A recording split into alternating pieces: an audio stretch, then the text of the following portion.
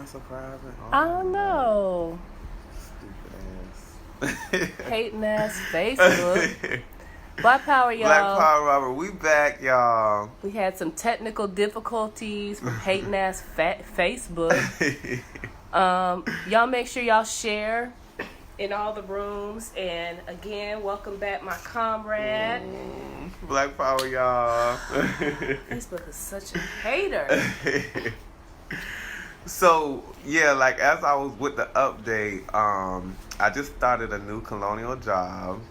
But today, I will be going in there to let them know that my availability for Sundays is changing. So, y'all will be seeing more of me back here on the Revolutionary Book Club. So, whoop-de-whoop-whoop. Well, I'm excited to have you back, comrade, because I was feeling kind of lonely. But she was killing it, y'all. She was killing it. I don't even know why she's playing. You were missed, and I'm really glad to have you back. But yeah, today, Black Power. We're gonna get this party started. We're gonna go over chapters 21 through 23. Few housekeeping things before we get started, though. Make sure you share it. Hashtag shared when you shared it in all the groups, even the ashy ones. Make sure you share it in all those groups so they can get this political education, because I'm going to tell you right now, political education is necessary. It is essential if we want to accomplish this revolution. So we need this to go out.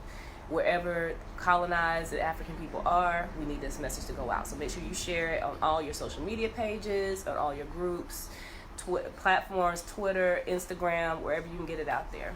Black Power. Black Power. And then also, the book club serves as a fundraiser. So make sure if you have the opportunity, you donate to the book club. You can do that at $BHBookclub, all one word. That's CashApp. The links are also pinned, I believe, at the bottom. So make sure that you donate to any of those platforms. I hope I pinned it. And you can also donate at www.gofundme.com/blackhammer.org. You can also donate at the Black Hammer website, www.blackhammer.org/donate. So any of those are perfectly fine, but just make sure you donate if you're able to. Black Power. Black Power. So before we get into the chapters and I read that back, I want y'all to drop the hashtag what's on your bookshelf, because remember, we want to add to our reading list.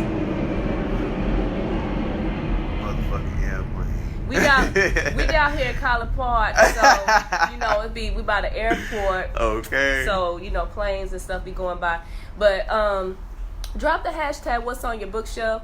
We want to add to our reading list so that when we finish this book, we can go into some other books.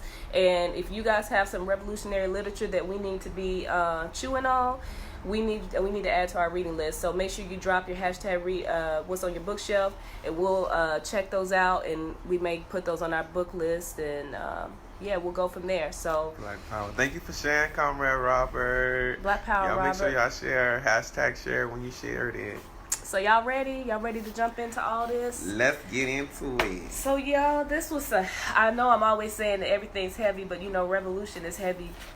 But we're going to start with chapter 21, Growing Pains. And let me get to my notes. But this is where Huey is discussing basically that the Mulford Bill was passed. This is where, that cracker called in to that radio show that they were on. And basically he said that he was going to push a law that would make it illegal for the Black Panthers to carry their weapons and defend themselves. So that's that law. That's the law that we're talking about here. And it was passed, which made it basically if they were out and about, they couldn't have any weapons on them, which left them essentially defenseless. Exactly. We're not surprised by the fact that happened, but it was just, it made their encounters with the police much, much different. As you can imagine. And then you can also see, like, even in the beginning of the chapter, we understand that with this law being passed, that the police harassment was already going to multiply itself. And he describes an incident, you know, where they're at this gathering, him and some comrades, and they're leaving, and one of the comrades, I believe, John Sloan, makes the police was already sitting outside. They was already posted up outside. And he made a U-turn, which is perfectly legal, you know, like in a residential area. Absolutely. And so here the pigs come, and they eventually get beaten up by the pigs. And, you know, Huey is trying to calm the comrades down, you know, just to, you know, so the interaction with the pigs can be brief as possible. But, you know, it was one pig, and he was like a new recruit. Yeah. So he pulls up to the scene, and he is literally stomping on the foot of the comrades. You know, while this whole interaction, Lord, I'm working on my discipline, but I don't know if I could have. Yeah. Black Power, Quayshawn. Thank you for sharing, comrade. Black Power. But yeah, you're right, comrade, because you know. That, you know, but then again, we know they were trying to provoke them because they were already under attack as a group. They had already made kind of established a rapport with the Black Panthers in the sense that, you know, the Black Panthers were known for defending themselves, and the pigs weren't fixing to run up on them and be like, yeah, we fixing to do whatever we want, because they knew this was the wrong niggas to fuck with. Okay.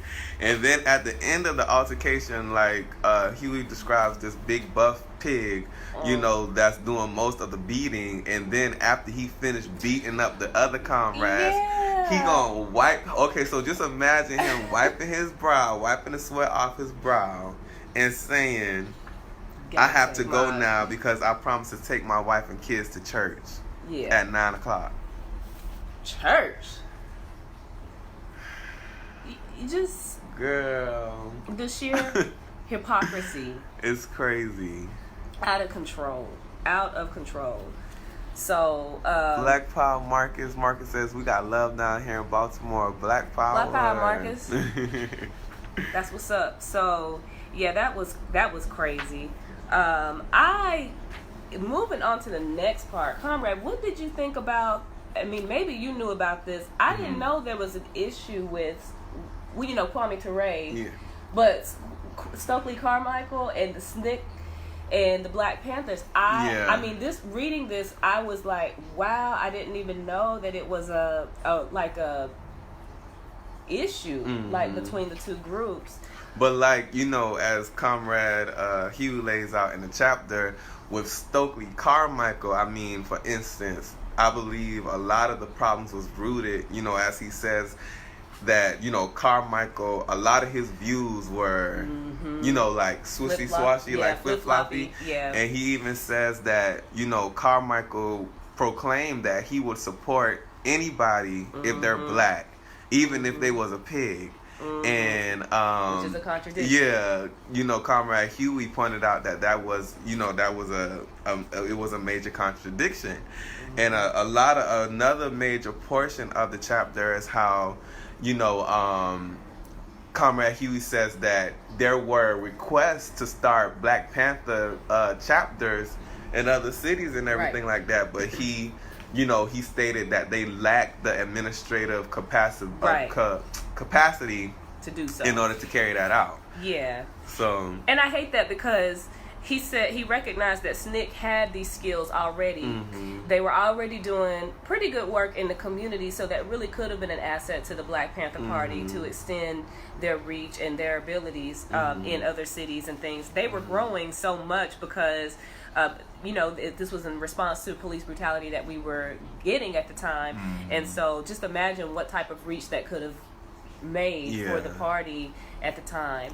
And yeah, that's what that's what I was thinking about, just to imagine, like, if, Because, I mean, in this understanding, what Comrade Huey and the Black Panther Party wanted to do was to merge the two organizations, and they actually started a plan to carry that out, but the ball was dropped. And I know we read the chapter on Eldridge Cleaver or whatever, but he was supposed to be a major component of making the merger happen. As we see in the chapter, it was him and two other forces in SNCC.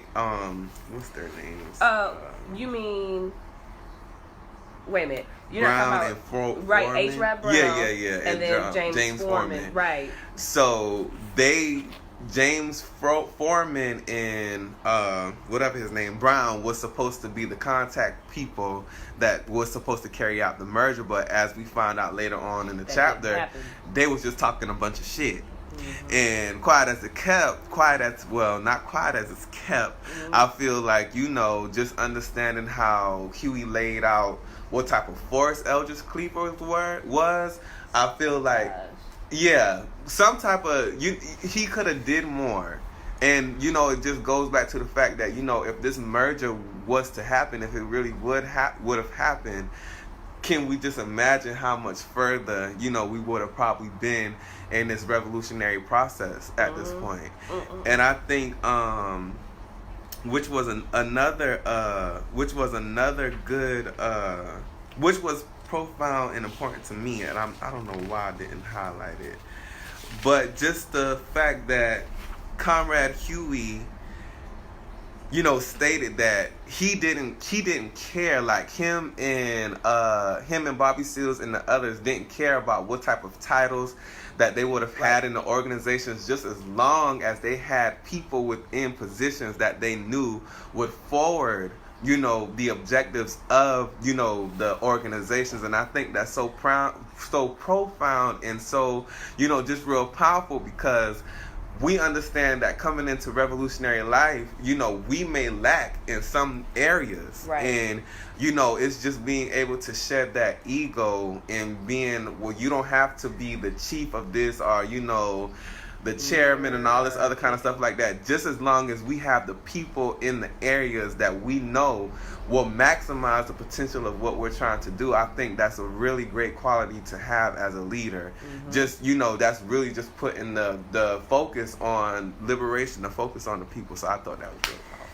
It was, and I totally unite with what you were saying. The fact that from this standpoint, it seems like the Black Panther Party was more about the people as a whole, whereas these other people were more like, oh, well, you didn't come through us the proper way, because I think that's what they even said, was that you didn't take the proper channels to even ask for that merger to happen, and we're not going to allow that to happen. It just seemed more like on the side of SNCC, or at least the way it's written here, it just seems like SNCC was more about I don't know, they seemed like they were more like, oh, well, if you're not going to do it the way we want to do it and everything, we're not going to do, why would we want to merge with y'all anyway? More of a arrogance type of a thing, rather than this is what's going to be best for the people.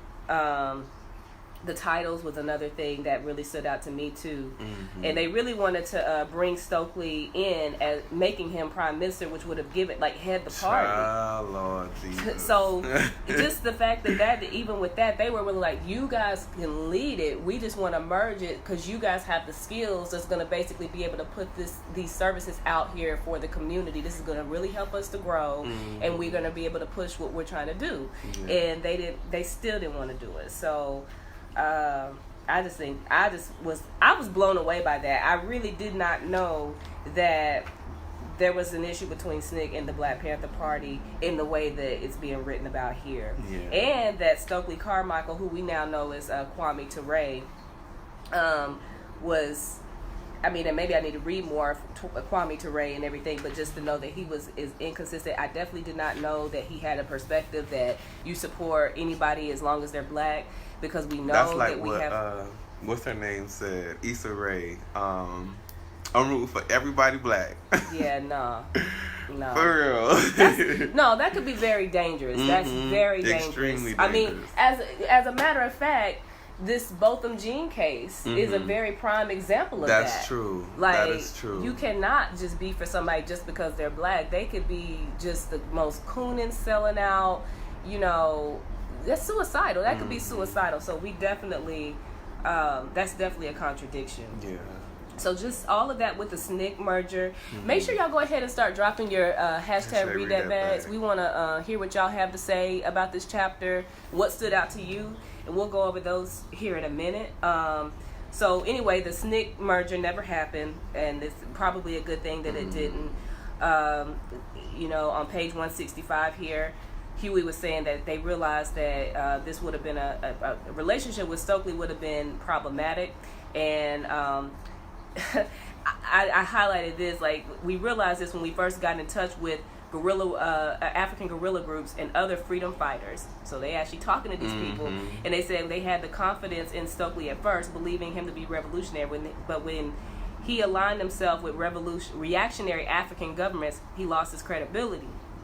And he had come into their countries barely acknowledging them. How you going to go into somebody else's territory, you're not even going to acknowledge them? Other Africans that you say you want to help liberate. Exactly. And you're going to not acknowledge them. Exactly. Talking about the new alliance he was forming with Nkrumah, then making himself the spokesman for African freedom fighters. When and then the revolutionaries found out that Nkrumah did not really even support Stokely's position on race. Yeah. So, I mean, I thought that was a lot there. They met with Stokely a few times after that. Stokely really didn't voice any interest in working with them. Yeah, it's just, that was just, I was like blown away by that. And then they were, somewhere in here, they talked about how there were trust issues between the two groups, which I really didn't understand that either. I feel like, as we see, like, the leadership in SNCC, you know, changed. And then also Comrade Huey says, like, in this chapter, that a lot of the mistrust came through the way the merger was supposed to happen, because remember, Brown and Froman was supposed to let the leading SNCC body know that the merge was happening. So when the Black Panther Party made the announcement that they were merging, the majority of SNCC didn't know. So they thought that, you know, the Black Panther Party was coming in to take over the organization. So that's where a lot of the mistrust came into being. Right, but you know, we read H. Rap Brown's autobiography. That was the first, and I guess I was just like, we see where his position was. I feel, you know, what you had mentioned, Eldridge Cleaver. I almost feel like there was some sort of sabotage or something, because you dealing with some.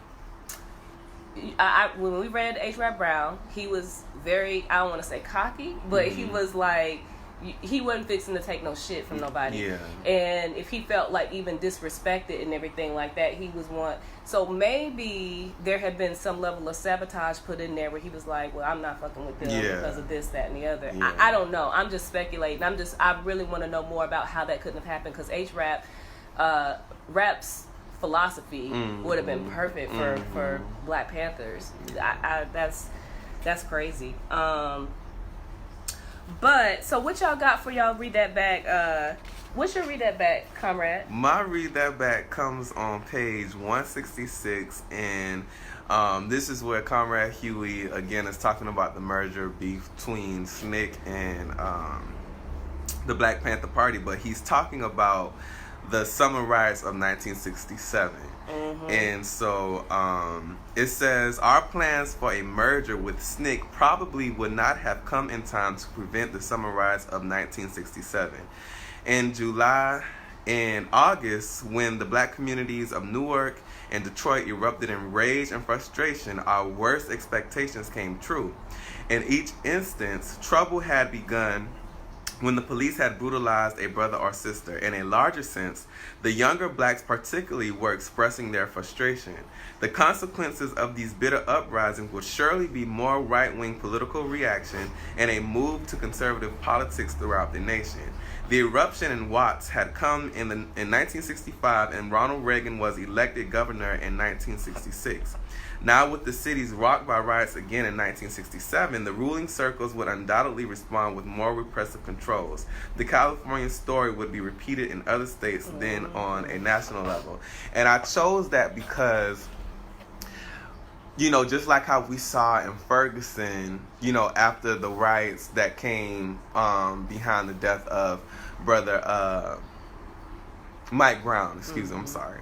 But this was important to me because I feel like black and colonized people, we have the absolute right to riot. Hell yeah. I mean, it's just no other, like, outside of organization, there's no other natural response that you should want to have in regards to being brutalized and killed, you know, by the police and, you know, just living under colonialism each and every single day.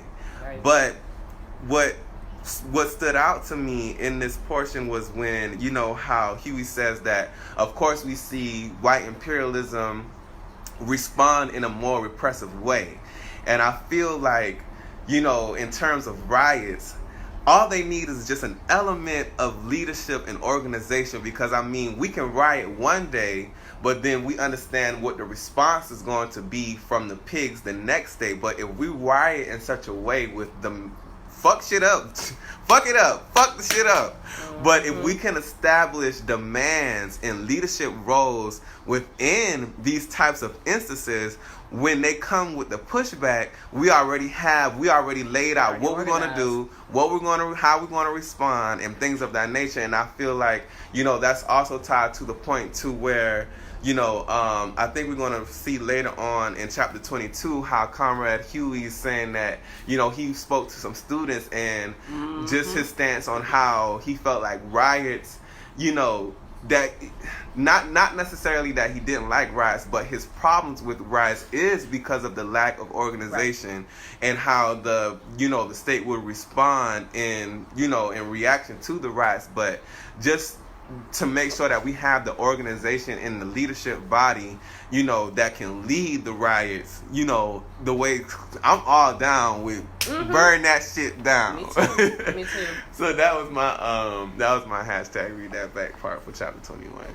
You made a really good point, because Huey also, with him speaking about the riots and everything like that, Malcolm X actually described that phenomena that we see with rioting, and the reason why it makes sense, because these people, colonized people, after this shit happens to us, they're not destroying their shit. They're destroying colonizer shit that's in their communities. Exactly. And these particular entities usually give them substandard service in the first place. They charge them outrageous prices for the services, and it's not their shit. Right. So, and they're ran down. They don't even get the same types of attention to fix these places up so they can look like anything in these communities.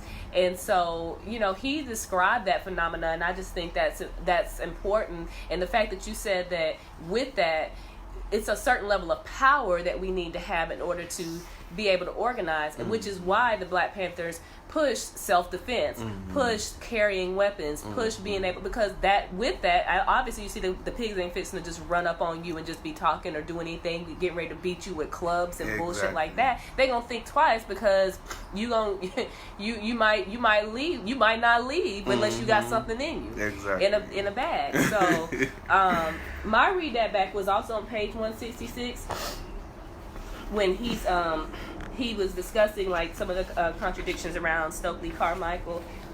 He says when a man is consistent, you at least know what's happening and what to expect. Stokely says one thing one day and another the next. He accuses us of misleading people by our coalitions with whites, but when I say he confuses people when he goes to Washington and tries to prevent a black policeman from being kicked off the force. A policeman who takes orders to kill his own people, who protects the establishment. Stokely told me he would support anyone. He did not care who, if the person were black. That's crazy. It is. We consider this viewpoint both racist and suicidal. If you support a black man with a gun who belongs in the military arm of your oppressor, then you are assisting in your own destruction. That was my read that back, because I think, you know, like I said, we seeing this Judge Mammy Tammy, whatever, talking about, you know, I wouldn't have gotten this type of response if Amber Geiger were black. So why am I getting this response when I hug this pig colonizer? When she murdered this person in cold blood. Do y'all know how that sounds? Do y'all know how suicidal that is, just to support somebody simply because they are black or they look like you? I mean, we should support. Then we should go back to supporting Barack Obama then. Period. So, what y'all read that back? What y'all got? We have, Quayshawn says, what's on your bookshelf? A very brief intro to Freud and an intro to formal logic. Mm-hmm. Black Power Jamal, thank you for sharing. Black Power Daniel? He says, Black Power, I'm using UGA's bougie Wi-Fi, but I'm on here, period. Well, you on here, comrade. Okay. That's all that matters. All right, so we have Quayshawn, read that back, page 154, and it reads about riots, but the brothers needed their energy redirected, looking at riots strategically, not morally, similar to staying calm when around pigs. And that's the thing, using the riots strategically. We have Comrade Daniel who says, if Stokely joined, the entire outline of the revolution would have became fiery. Stokely was cool, but he had some serious contradictions. He was aligning with the pre-neo-colonial governments of Africa. That was wild. Yes. That's why it's so important to study this stuff, though, because it's like, Kwame Ture, he had some very potent speeches, some very potent quotes and ideologies and things, or at least what little I've studied of him. But if you're aligning yourself with a bourgeois government, I'm sorry. Yeah. Quayshawn also says, unorganized riots show the difference between pure force versus organized power. All force or might isn't power. Organization turns might into true power, period. Black Power, Comrade Kimya. Black Power, Kimya. All right. Yeah, so they continue with the rest of the summer with responding to the riots. They've also begun giving out their pocket lawyer, like a guide that people can pull out if they're ever stopped by the pigs, which we're going to talk about that because there's some things about that. But they're pulling this out so that people, black and colonized people, know what the law is as it regards their rights if they're pulled over. Because a lot of people, when they're pulled over, they think, if the pig is saying they want to search your car, then they just get to search your car. I have to do it, and that's not well. At least according to the law, you don't. You're not supposed to have to. Yeah. But I was reading that too, like the pocket, and I just highlighted it because it says you may not resist forcibly by going limp, even if you are innocent. To do so is a separate crime of which you can be convicted, even if you are acquitted of the original charge. Isn't that some bullshit? Seriously. Do not resist under any circumstances. And it was also something else that I wanted to point out about probable cause, but I think I made notes on that later. Oh no. It's here because I think that's another thing that we need to realize. Probable cause is a very gray area in which pigs can basically make up a reason as to why they feel like, okay, well, I don't have a search warrant, but I have probable cause to search your car. So I want to search your car because I have probable cause. And I just feel like that just leaves open an array of reasons why they can say they want to search your property. And so that's a joke to me. It's always been a joke to me. And we understand that law, it's whatever the ruling class wants to go, that's what the law is. And absolutely.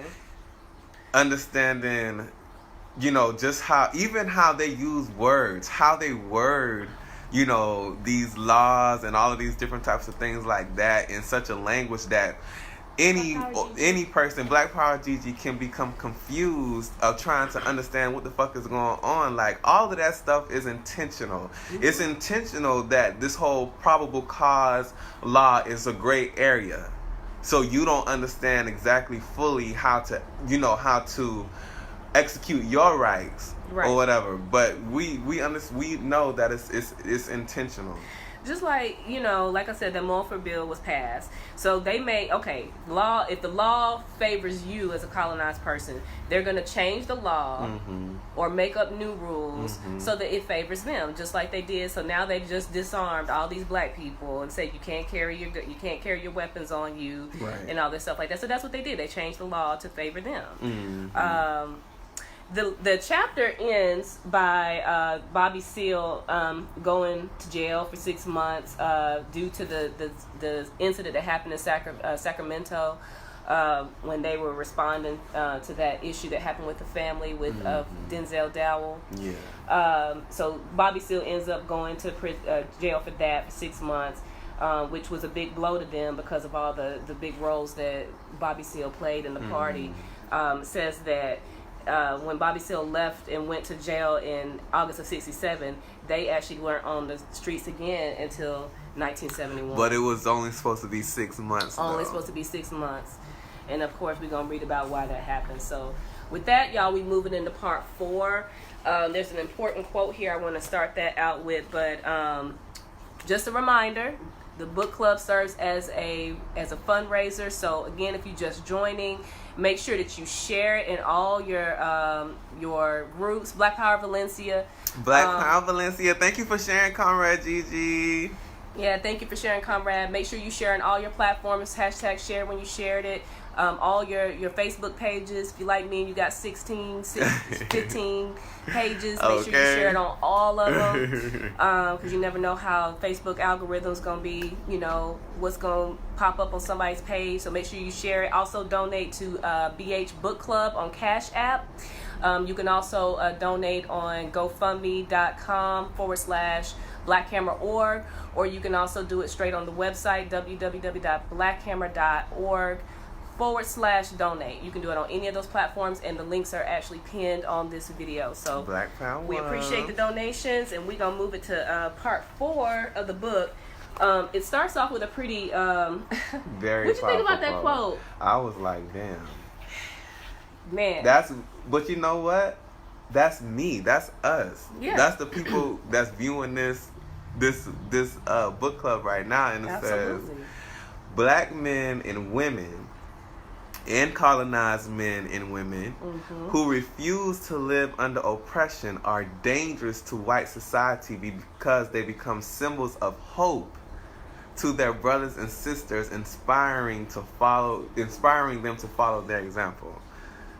That's very powerful. So if I was still in church and I was still reading the Bible, I would have said amen. Amen. Right there. Hallelujah. Right. That might even made me get up and dance a little bit, because that is so powerful. Yes. The fact that you have black men, colonized women, black women who refuse to live under a system of just straight brute injustice, oppression, exploitation. They are a danger to white society. Yes. White society, because they become symbols of hope and really an inspiring catalyst to make people want to fight the system back. Yes. They don't want you doing that. Exactly. They'd rather you remain indoctrinated. So chapter 22 starts out with Huey discussing this book that he read, which I had never read. I had never heard of, but I actually want to go read it now. Now that you see how he broke it down. Yeah. And then I can't say this guy's last name, Nietzsche. I don't know if I'm saying that right. Nietzsche. It looks like it might be a Russian name. One of them names. One of those European names. I don't know, but I can't. Somebody can put a pronunciation in the comments, I would appreciate it. But it's called The Will to Power. And he talks about that, and I just, when he was breaking down that book, and the way that he even starts out saying words are another way of defining phenomena, and the definition of any phenomenon is the first step to controlling it or being controlled by it. That is so powerful. Yes. That is so powerful. That's why it's so important for us to always be for us to always define what white imperialism is, for us to always be able to define what colonialism is, for us to be able to define what our relationship to, these things are, because like it says, it's the first step to controlling it or being controlled by it. Once you understand what it is, then you're able to control it. So that, like Comrade Nyah said at the beginning of, the show, that's why it's so important that we have political education and we have these types of discussions, because once you understand what you're dealing with, you understand the nature of it, you then equip yourself with either destroying it, like white imperialism, or, making it more powerful, such as liberation, organization, revolution, black power, because you begin to understand what it's for, why it's needed. And so, it is. Because, the definition of something separates it from what the opposite of that is. So it is very important that, just a great example of this is how you have somebody who is not colonized, who wants to be colonized. And they're like, well, I'm colonized because I belong to a group that was also a victim of the same institution, but you're also a part of that group. Right, so that group is cannibalistic, but that doesn't mean that you're not a part of that group. Such as when people want to group the Irish in and say that, well, they're also a victim of exploitation, just like black and colonized people are, and we know that's not the case.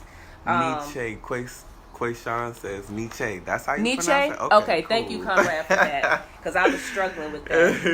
It's just like a definition game when you're looking at, not everybody everybody is not black, everybody is not colonized.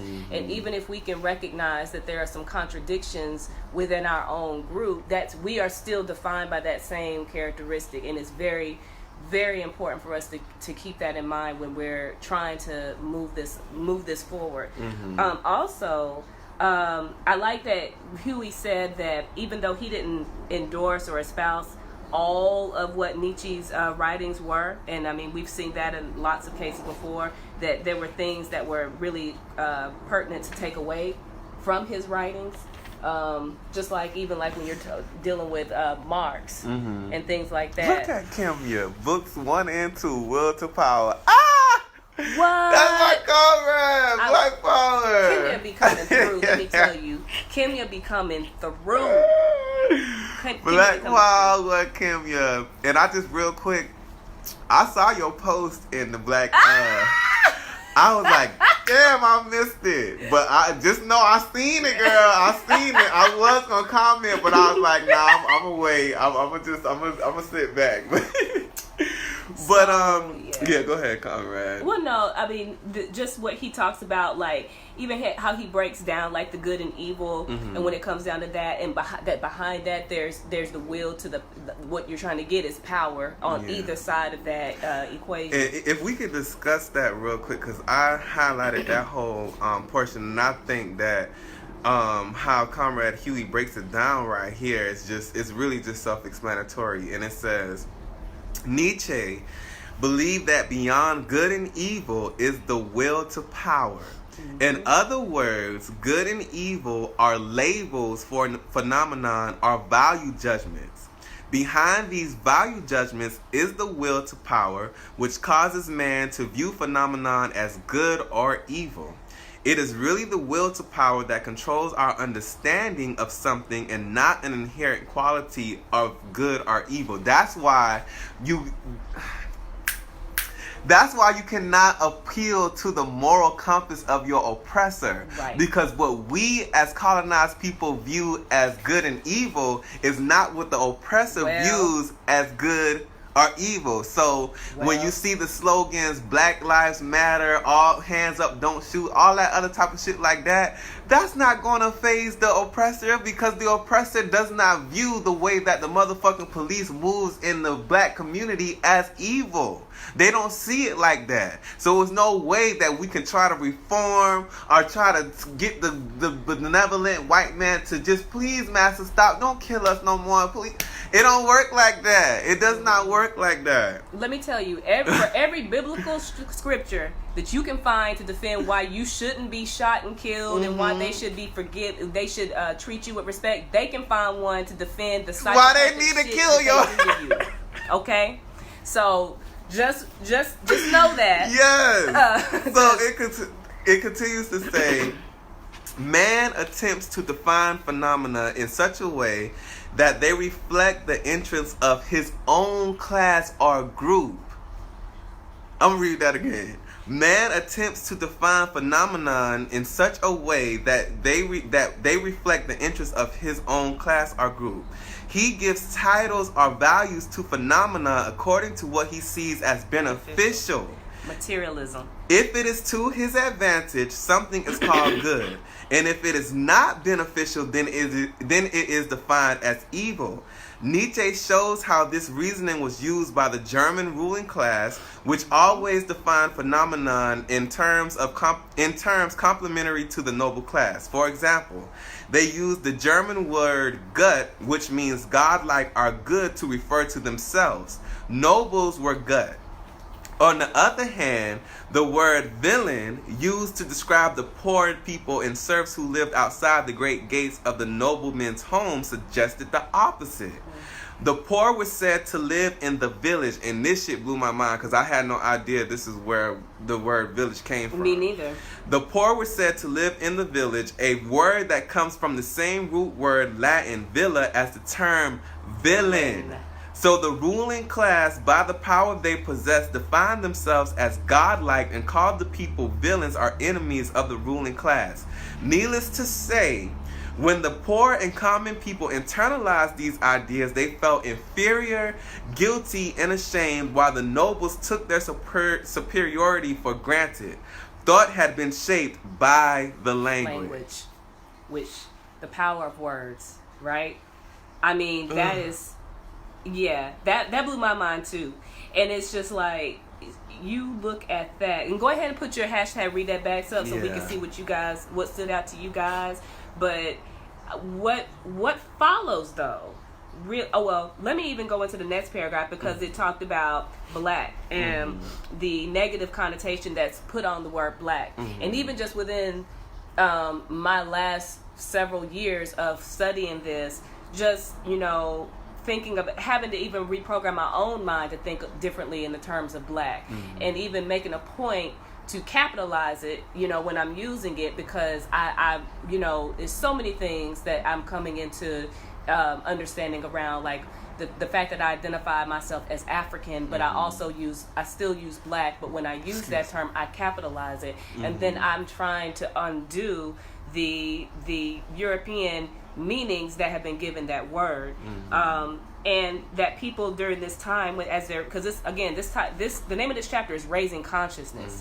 So the fact that the way you describe yourselves as black, or the way you're described as black, and the meaning that comes along with the word black, and how it's dark, it's dreary, it means death, it means depression, those types of things are the types of meanings that come along with that term, whereas the opposite, white, is looked at as good, pure, holy, high, something you should strive to be, clean, all of that. I think that's all very, very important. And I think we see that because prior to James Brown, I'm Black and I'm Proud, you would get into a fight for calling another black person black. Because nobody wants to be associated with that. But this also made me think of how we say nigga.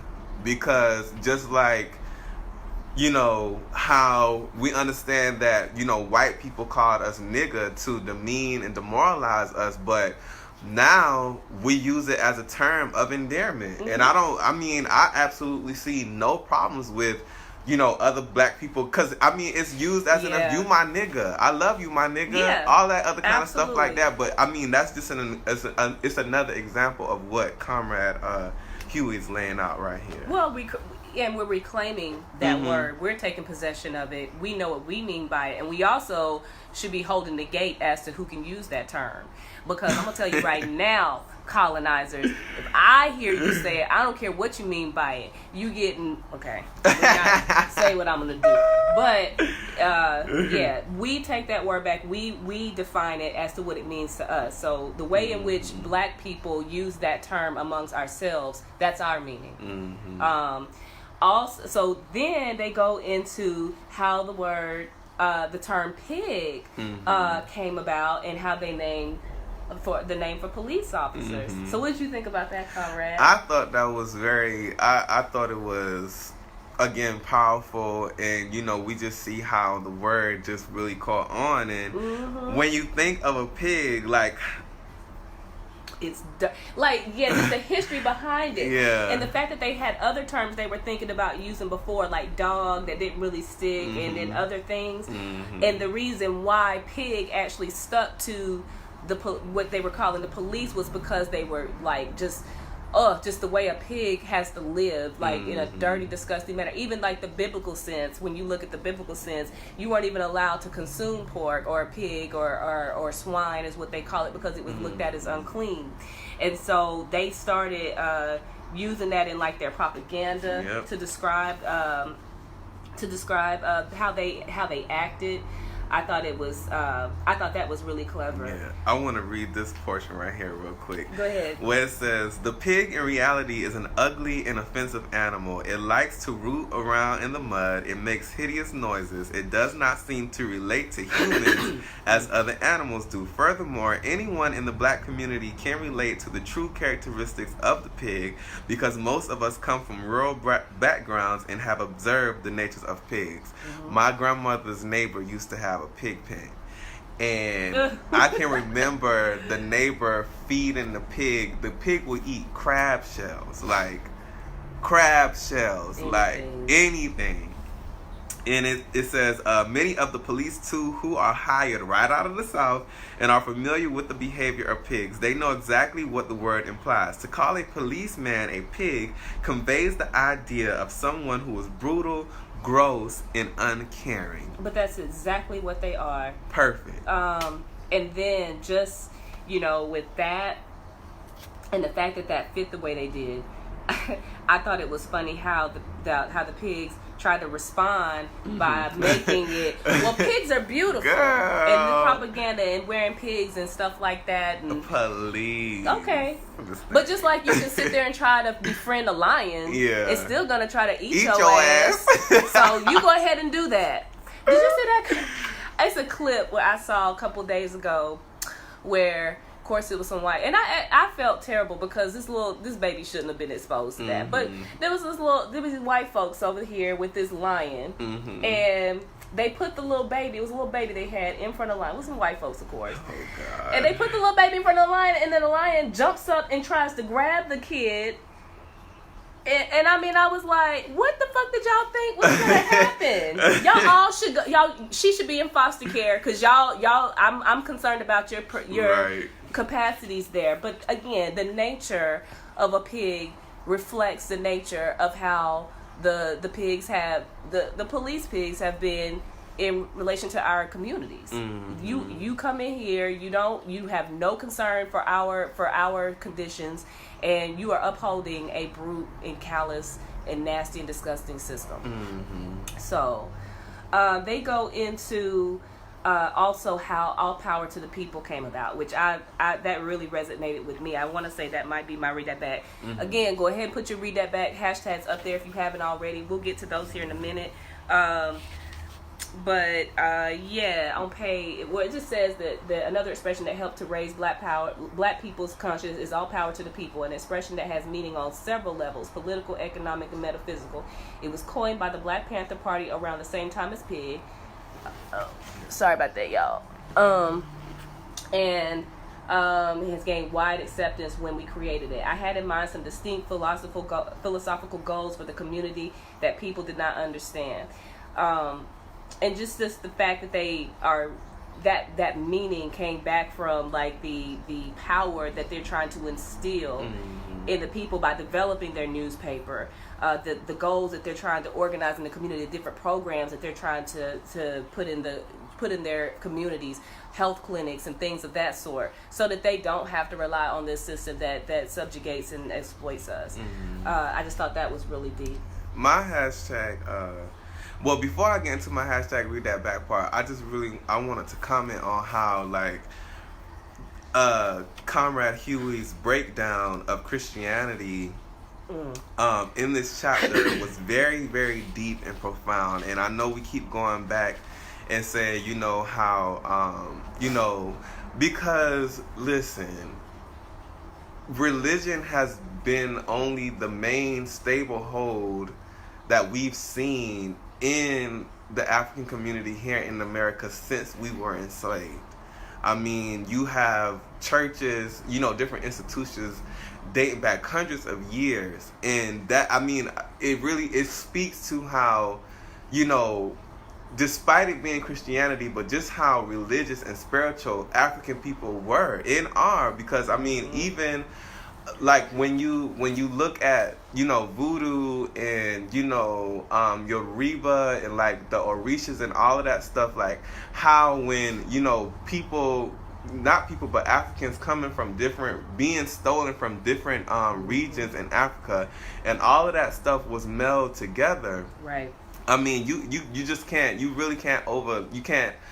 overlook that. And then understanding the origins of Christianity and how it started out as a revolutionary religion, but then it was co-opted by Europeans and used it was weaponized against us as African people, as colonized people, to change our language, our names, just basically how we lived our day-to-day lives, our identity. Yeah. And just the way that Comrade Huey, breaks that down in this chapter is just really powerful. Like, and I just hope that everybody, because we can't get into all of it, but if you just read it. But my hashtag read that back part comes from page 179.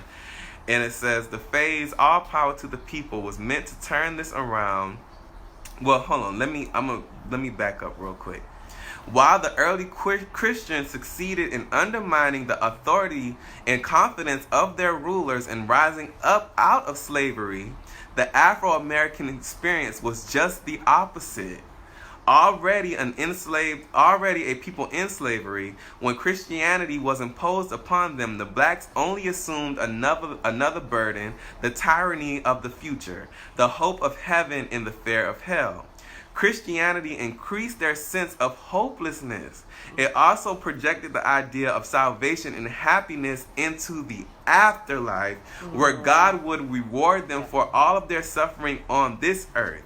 Justice would come later in the promised land. The phrase, all power to the people, was meant to turn this around, to convince black people that their rewards were due in the present, that it was in their power to create a promised land here and now. The Black Panthers have never intended to turn black people away from religion.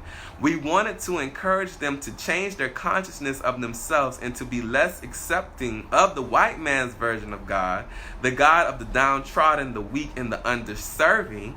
We want them to see themselves as the called, the chosen, and the salt of the earth. Wow. Really deep, really very, profound. very Just the fact that, okay, let's go ahead and get to theirs, because I mean, we can chew on that a lot. And, wow. And just imagine, you think, we're sitting here, basically, we're discussing the fact that, why is it that colonizers should be able to basically have their cake and eat it too, here. And we gotta wait to die. We gotta wait to die to get ours. So not only are y'all psychopaths gonna get to go to heaven after you die and get to reap all the benefits of that, but then you also get to do it here on earth while you treat us like shit too. Yeah. Okay. We not going for that. So y'all got hashtag read that backs? We have Quayshawn who says self-interest, materialism. This is why anti-racism does not address power. Sure the fuck doesn't. Comrade Robert says, hold on, let's see. We have to understand the power of words and how we use the oppressor's language. Mm-hmm. We must start using native African languages to break these mental spells we keep ourselves under. Mm-hmm. And you know what? That is like, I mean, I was listening to Beyonce's most recent album, The Gift from The Lion King, and it's the song on there called My Power. And it's this sister that's on there rapping in an African language. But you can literally feel the power in the words that she's saying. And I didn't even have to understand, but just the you could feel the power of the language. And I think that's really powerful. So yeah, it was really, really dope. I mean, this chapter was really dope, and I just really appreciated finding out the history behind how those terms came to be and the things that you heard the Black Panthers saying. I unite with my comrade here. Before we go into chapter 23, I wanted to remind y'all to donate if you haven't already. BH Book Club is where you donate on CashApp. And then you can also go to the GoFundMe, which is gofundme.com/donate. And you can also go to blackhammer.org/donate to donate there as well. So please, the donations help us to bring just basically to keep doing this, and then also to help us to build so that we can make the the Revolutionary Book Club or the Book Trap yes, Book Trap, bigger and better. And then we also need to build the organization Black Hammer. Mm-hmm. So if you can please donate in any way that you can, make sure you share it at the very least. But we're gonna go into chapter 23. Yes. Y'all, this shit had my blood boiling. And just essentially, it's right after Huey is released from his sentence from Odell Lee, and then he goes through the probation period where he has to report to a probation officer, and he talks about that, which we know is a trap. Probation, parole, then, all of that shit. Right, he's on parole after that, mm-hmm. and then of course he's harassed. Mm-hmm. So he talks about how on the night of October 27th, he was already scheduled to speak. He had lots of speaking engagements and everything. So he's talking about that, how he's going to speak with different bodies of students and everything, and basically bringing them political education. There are a lot of interesting points in here. The Black Panther Party's willingness to work with white groups, which I'll be honest and transparent, I'm very skeptical of that, mm-hmm. Based on the history of those types of mergers or mm-hmm. or relationships. It just seems like mm-hmm. we are always on the end of being exploited. I can understand, and I'm willing to, I guess, to kind of see, but just only with a level of skepticism. But he said that he got lots of criticism from things like that. And this is in 1967 when he's talking about this. What were your thoughts about that, comrade? I pretty much feel the same. I do want to say that strategically, I don't feel like white people should be able to enter into Black revolutionary or indigenous colonized people organizations. I don't unite with that at all. Black Power Cameron. I do feel that there is a need for white people to organize within their own communities if they feel like, well, not if they feel like, to overturn white imperialism to get white people on the right side of the question. But you do that on your own. Because we don't have a responsibility to educate the oppressor on what he and she is, or what, their relationship to white imperialism. That is something that white people have to come, to their own, to their own conclusions to iron that out on themselves.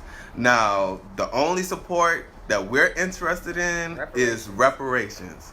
That's it. And, you know, just like historically and even now present day, where you have these different organizations who have white people within their organizations who say that these white people are working under their leadership, when you take those rose-colored glasses off and really look at what is happening, the white people are running the institutions and these different organizations within this organization that claims to be leading them and all this other kind of shit like that. And controlling the money. So if you're controlling the money in any organization, how is it that African people are leading it? Answer that for me, please. Let me know when you get the answer to that, because I don't understand how, if you have a group of people who's supposed to be paying reparations into an organization, I don't understand why there would be Africans in there that are basically on the brink of starving. And not able to get their basic needs met. But you still got these crackers going to Whole Foods. Okay. Black power, Karina. So yeah, that's how I feel about that. But I mean realistically, there is a need for white people to be organized, but that's on the burden of them. Absolutely. We don't educate you about what? No. Pay me. Anyways. What was our meme this week? Fuck you, pay me? I think that's what that was. Yeah, so he's doing that. And, you know, discussing, you know, why it might be in the benefit of working with young whites who feel like they have the understanding of the contradiction that, you know, of this country and things of that sort. So, you know, they got a lot of criticism from the black community with that regard.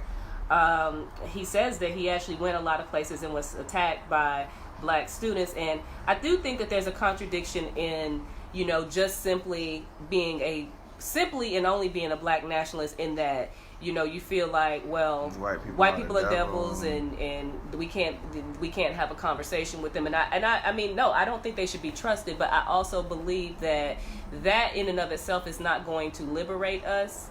It hasn't, because you have lots of black nationalist groups out here who haven't, that we still are colonized. We still are living in this, and you sitting there calling them devils and demonizing them in that regard. Plus you're taking, and at this I do agree with, you are taking away their ability to be accountable for what they've done. And I feel that you as a human being you know right from wrong, in the sense that you have a group of people who are on this pedestal, you have another group of people on this pedestal in a class system.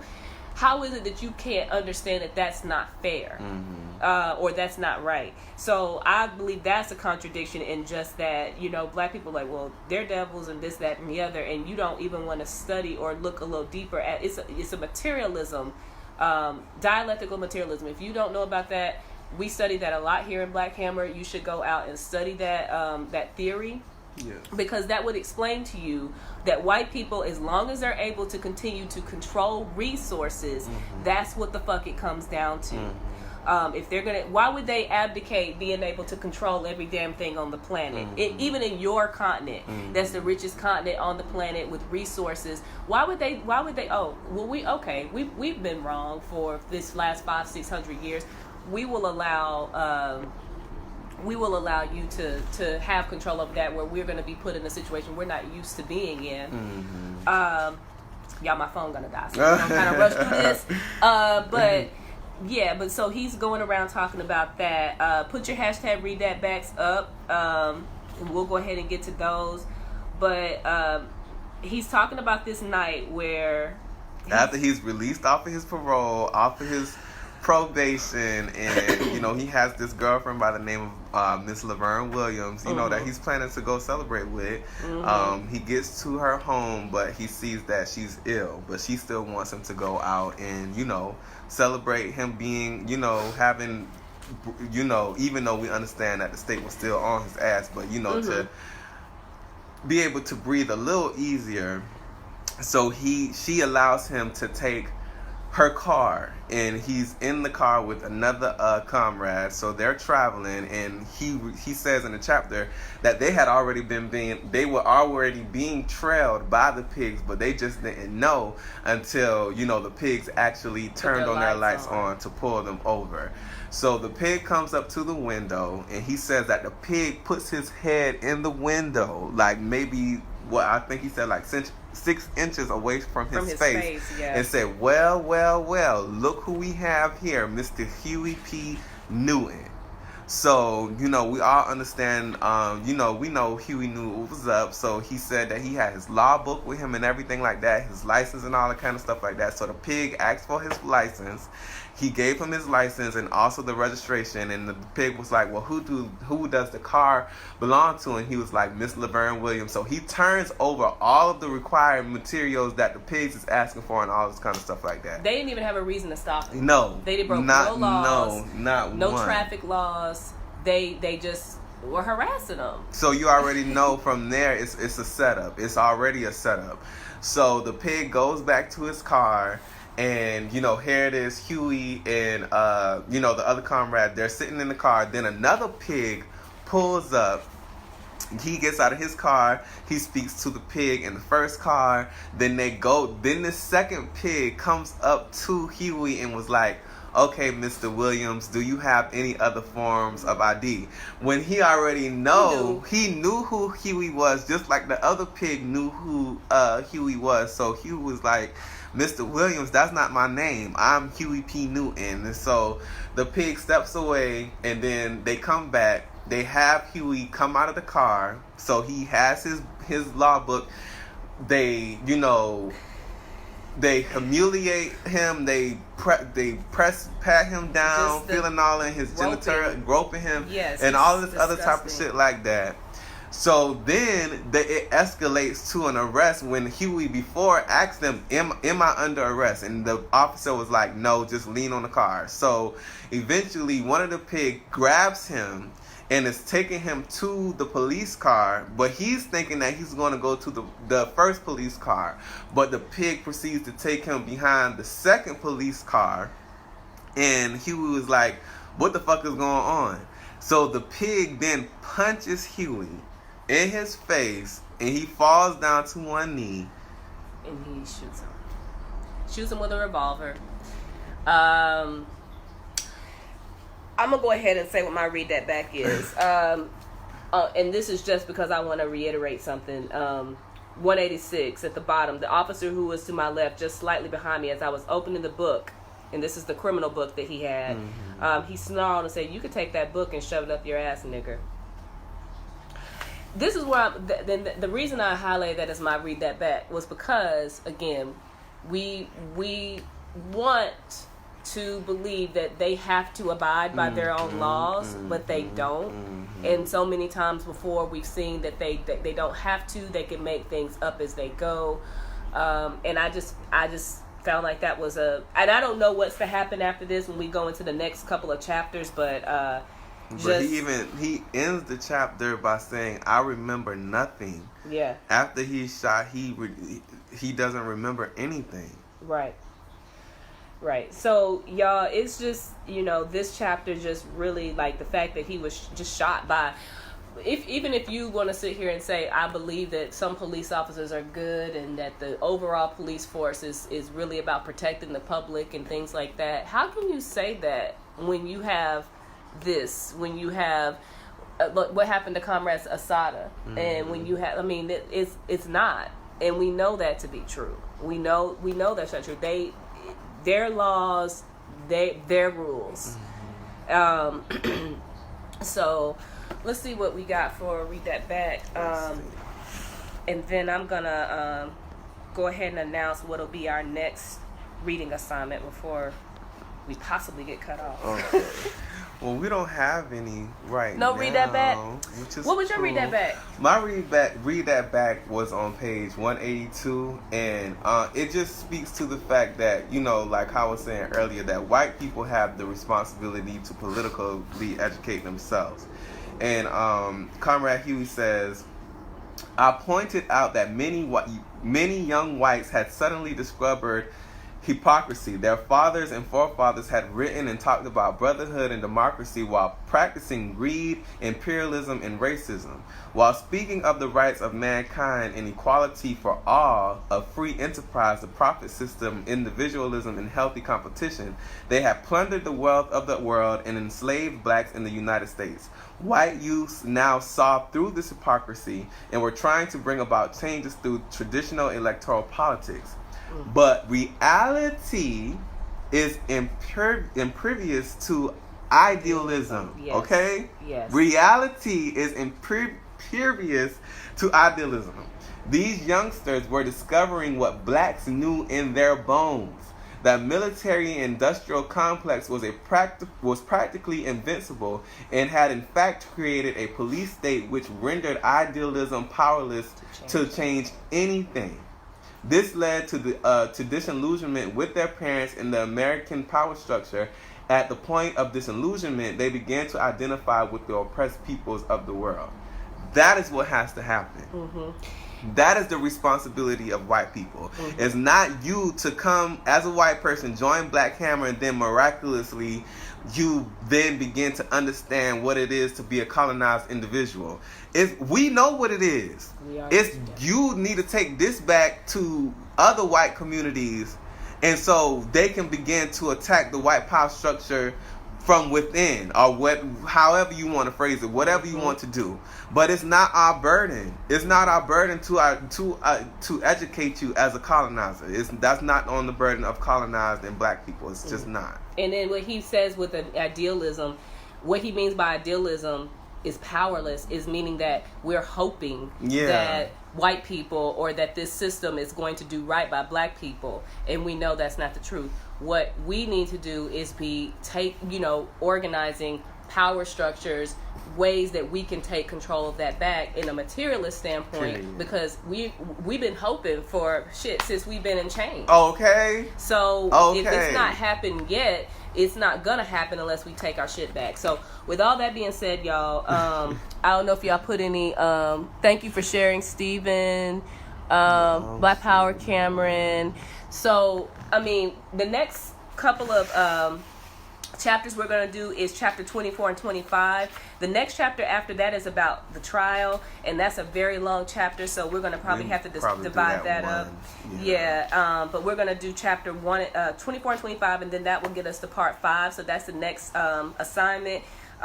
We'll do that next Sunday at 11. And I hope my comrade could be here with me. Listen, this has been amazing. Excuse me, y'all. I'm gonna let them fuckers know today. Good. What's good? Good. So. And if you're not a member of Black Hammer, please join today. You can go to blackhammer.org/sign-up/. You can sign up today, or if you drop a fist in the comments, I will contact you myself. Me and my membership committee. I have a dope ass membership committee. I shout out to all of y'all. Y'all know who y'all are.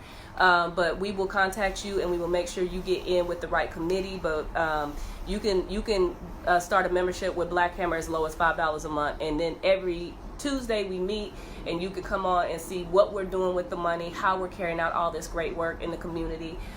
If we want these things in our community, if we want these types of institutions that we actually build ourselves, it's going to take people to join to make that a reality. So if we want to be able to defend ourselves, if we want to be able to heal ourselves with clinics or hospitals and things of that sort, we've got to build that ourselves. But it's going to take money, and it's going to take people to do it. So join today.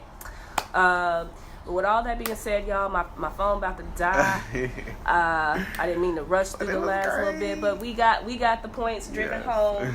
I'm looking forward to the next two chapters. We're gonna fuck it up. So. Black Power. Black Power, y'all.